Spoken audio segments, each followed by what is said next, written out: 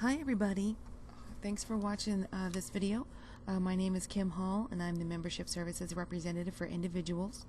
So I would be the person you would direct any questions or comments or issues you would have about your continuing education or the compliance form. So today we're going to go over the area on the website where it delves into what we accept and what we don't accept on the compliance form. So on the website, if you're looking at the main page, we'll go back now. So this is the main page. You're welcome to log in, but you don't have to. I'm already logged in at the top. What you want to do is click on the link here that says Path International Certified Instructors, and that will bring you to our certifications page. Now, if you're interested, there's different links here that explain the different certifications. This would be the place to go if you're interested in learning more about getting another certification, or if you had questions about a certification that you currently have. Any updates would be posted here, and also any detailed information would be in these links. So to get to more detailed information about the specific certification, you want to click on the colored circle. For therapeutic riding instructors, you've got a purple circle. Equine specialist has a green circle. Driving instructors, blue circle. And interactive vaulting is an orange circle. But today what we're going to discuss is the actual CEU guidelines for the new CEUs that we unveiled in April of last year in 2015. So first things first, you can find a copy of the new compliance form here if you click here. And it comes up as a PDF form. It is fillable, so you can download that and keep that for your personal records, or go ahead and fill it out on your computer and email it back to me. All of my contact information is on the bottom, as well as our phone number and address here at Path International. Close that and we'll go back to our tab. Okay, so what we want to look at now is we want to look at the CEU guidelines, which is this link here. So this is going to go farther in detail than what you would see on the compliance form. So if you had any extra questions, once you look at the compliance form, this is the place you want to go. And then once you look here, if you still have questions, feel free to call me or email me. I'm always happy to help. So looking up at the top here, this is going to go over the new changes. So of course you want a minimum of 20 hours of continuing education obtained during the previous 12 months to include core requirements. So this is the main new part. Core requirements of 6 hours of disability education. You are welcome to, of course, have more than 6 hours, but you want a minimum of 6.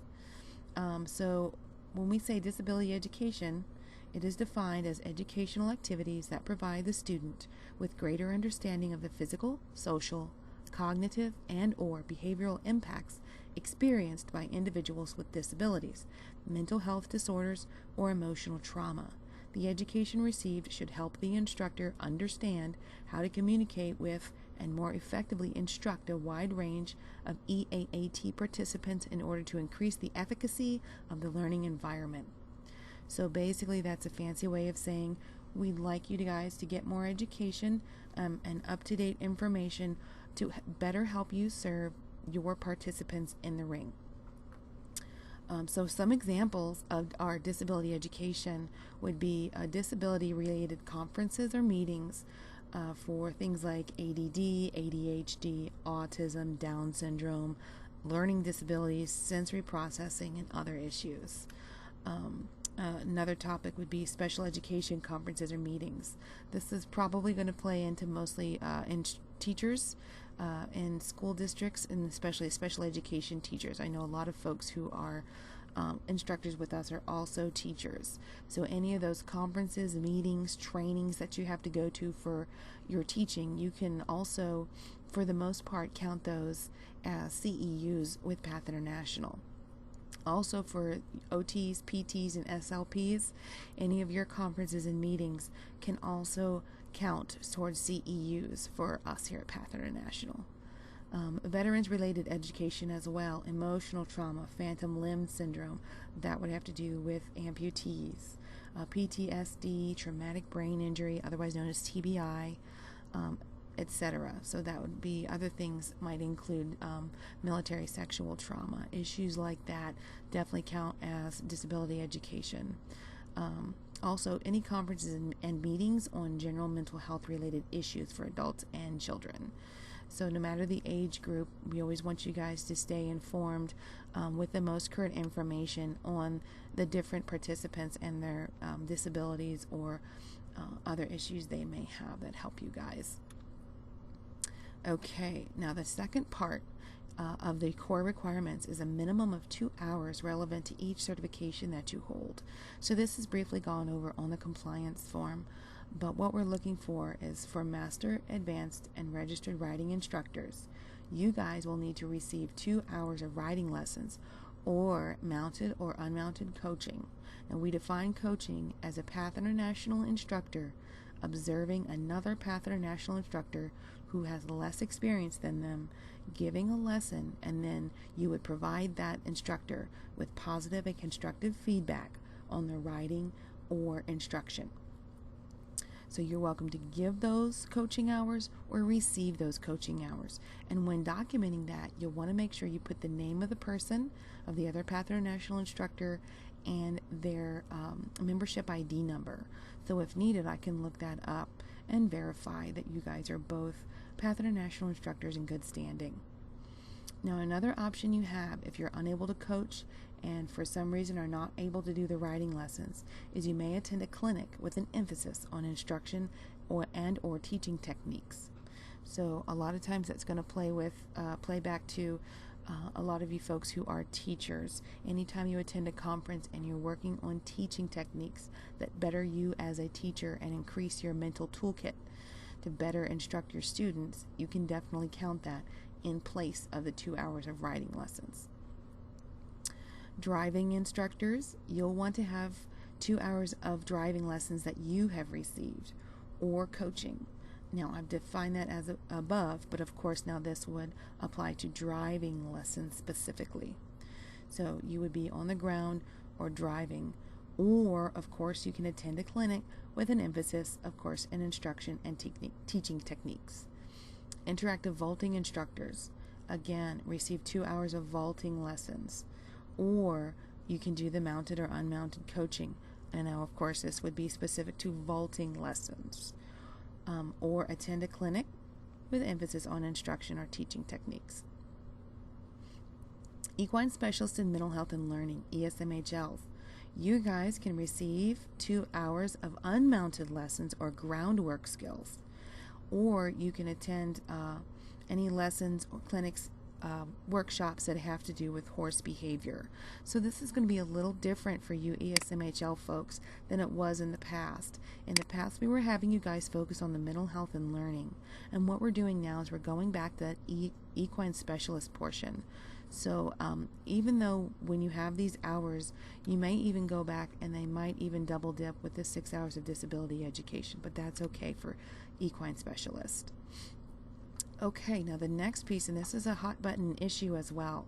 You will want documentation of current adult and child CPR and first aid they no longer need to be submitted for annual compliance, but they may be requested for quality assurance purposes.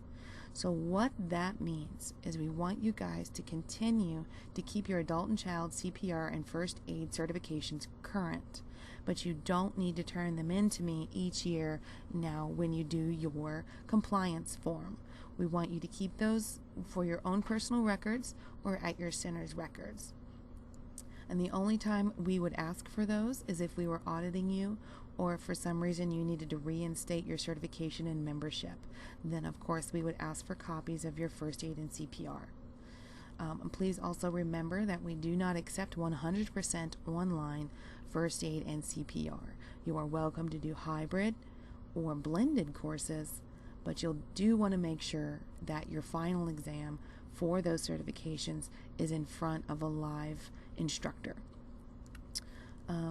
Okay, so moving on, here are some examples of generally acceptable CEUs. So first part is going to be formalized organized educational events. Equine welfare management behavior or skill clinics, Attending or auditing, of course, Path International workshops. So let's say that you're a certified instructor and you just wanted to go back and brush up your skills and attend an OSWC or on-site workshop and certification. So if you attend that workshop, whether auditing or attending, you can get credit for the amount of time that you were there. And of course, you can get credit for going to the Path International Horse Expo. That's at the national conference each year. Also, higher education courses that provide a greater understanding of persons with disabilities, whether socially, cognitively, behaviorally, and human behavior. So that would be college or university courses. Maybe they have a focus on some type of psychology. Something of that nature is perfectly acceptable.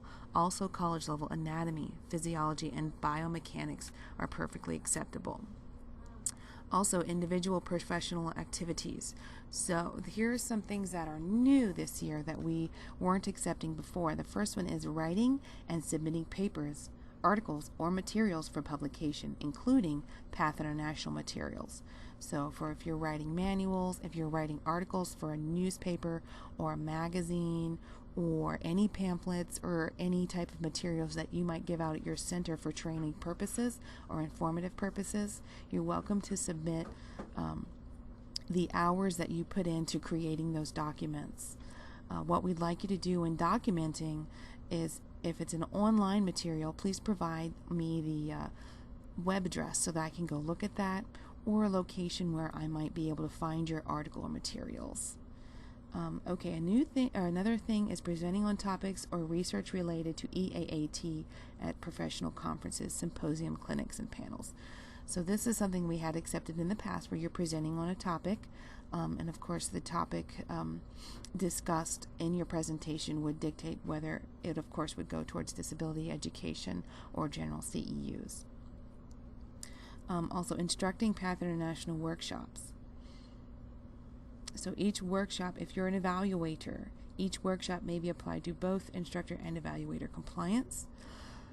And another thing you're able to do is retake any Path International online courses or exams. So for example, if you had to take the standards exam online, also known as the CAT exam, to get your certification, you're welcome to go back and retake that. Each exam, the CAT exam and the instructor self-study, are 2 hours apiece. So another acceptable option is professional conferences. So attending conferences, symposiums, and panel presentations with the objective of gaining knowledge pertaining to the EAAT industry. So of course that means any professional conference that you go to, whether it's academic related, disability related, disease related, equine management, anything like that that helps you as an instructor would be perfect. Now, another acceptable option is providing or receiving coaching for a maximum of 4 hours in addition to your core requirements. So what that means is, going back to that definition of coaching, what I said earlier, where you would coach another Path International instructor and provide them with positive and constructive feedback on a lesson that you have observed. If you are using coaching for your 2-hour requirement, you may have a total of 6 hours of coaching. If you're not using coaching, then of course you would want a max of 4 hours. So moving on to educational webinars and videos. Now here's another thing that's new this year.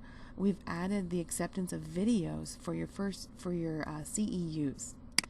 So of course you can do webinars. We have lots of great webinars on our website. We do know that adding these requirements has made it a little bit difficult for some folks.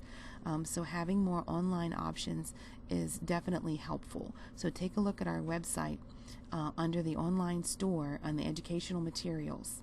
And there's lots of great webinars and videos. Some are free, some you do have to purchase, but it's a really great place to get some education.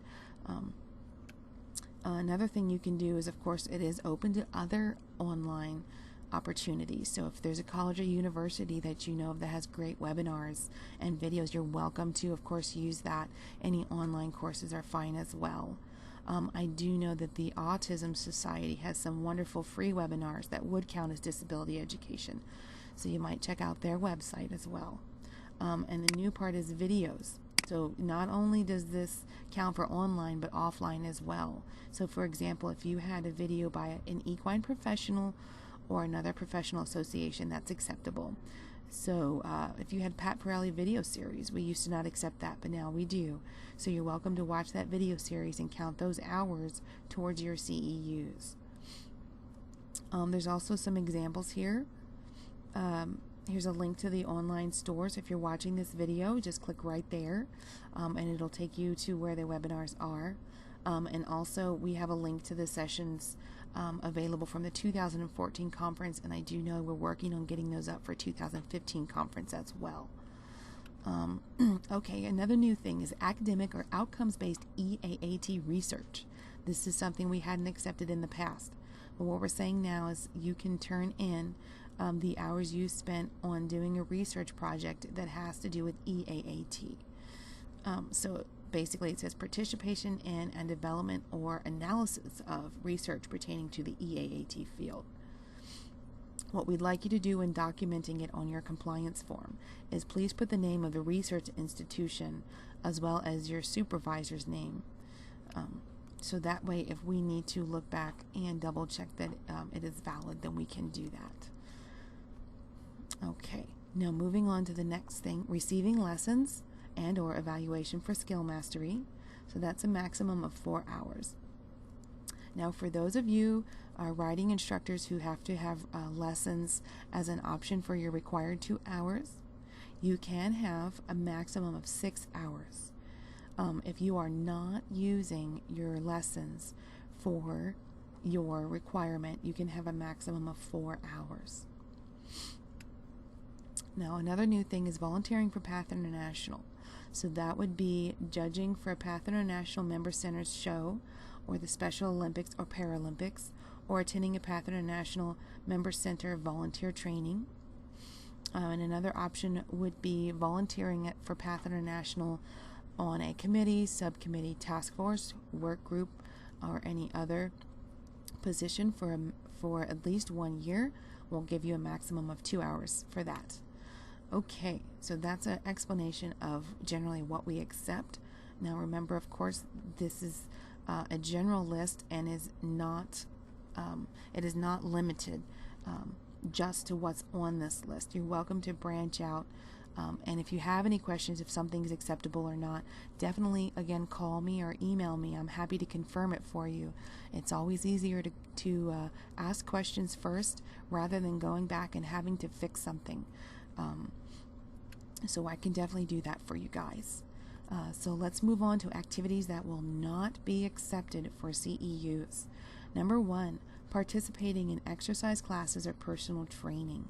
So that would be general yoga classes, of course, CrossFit, anything like that. We're not going to accept that, but because, of course, we want to focus on EAAT and improving your skills as an instructor and your knowledge base for that. Number 2, horse show judging, competing, or volunteering at events not hosted by Path International Member Center or the Special Olympics or Paralympics. So unfortunately, we no longer are accepting competitions or anything of that nature. But of course, do you remember that, as it states here, you can turn in judging or coaching for Special Olympics or Paralympics. Another thing we're not accepting, of course, is recreational riding, trail riding, cattle sorting, cattle drives, steeplechases, fox hunting, etc. And that also can go back to the horse show competing and things of that nature. Now this also is a big hot button issue as well. General horse expo or fair attendance. So what we mean there is we don't want you guys to write, for example, Equine Fair, Ohio, 2015, 20 hours. What we'd like you guys to write out is each session that you attended. So of course, we are still accepting horse expo and fair attendance, but please write out each session that you attended and the number of hours and then total it up. So that way I know exactly what sessions you attended and what might count as disability education and what counts as general CEUs. Okay. Moving on. Okay, providing human or equine massage, Reiki, or acupuncture or acupressure as a service. So, of course, training for this may count because, of course, it's going to play into equine welfare. But providing this as a service is no longer acceptable. Any community service related volunteering. So that's going to be any volunteering outside of what we have accepted up here for volunteering for Path International. Any volunteering outside of that is not going to be accepted. Another thing that this has always been not acceptable is submitting CPR, first aid, EMT, paramedic, or first responder training. Of course, we want you guys to have your CPR and first aid certifications current, but unfortunately you can't submit the hours obtaining that certification for CEUs. Observing or administering veterinary care. So unfortunately we're not able to accept shadowing your veterinarian or helping your veterinarian administer medicine or any other services to your animals. That also extends to farriers. Now that does not include formal trainings, things like lunch and learns, anything like that, clinics that your veterinarian or farrier is giving you. This would be informal observations. Also, of course, observing or providing therapeutic sessions or riding lessons, except when providing mentoring or coaching. So this would be of course, we wouldn't want you to count providing your therapeutic lessons, because the whole point, of course, getting your continuing education units is to expand your knowledge and learn more and spend time outside of your day-to-day job activities, which then brings us down to day-to-day job duties. Anything that's in your current job description, of course, would not be outside of your scope of your job. So we want to make sure that you're getting education outside of work to help you. Now, something else that's new is we're no longer allowing mentors to send in your hours for CEUs for mentoring instructors and trainings unless you've taken the mentor training workshop. And there's a little bit of a description down here that goes over what the mentor training workshop is and how to sign up for that. So you're definitely welcome to submit mentor hours if you have taken that course and you are a mentor. And again, that's going to be different than coaching. So mentoring is defined as preparing a instructor in training who is not a Path International instructor yet with their lessons. Coaching is defined as observing a person who is already a Path International instructor and providing them with positive and constructive feedback. Okay, so this is going over the entire page. I hope this has really helped you guys out and answered some questions for you. Like I said, you are always welcome to email me or call me. I'm definitely happy to answer more questions. Anything you guys need, I'm happy to help you. The phone number here is 303-452-1212, and my extension is 119.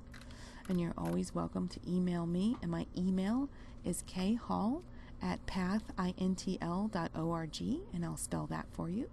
So it's K like Ken, HALL@PATHINTL.org.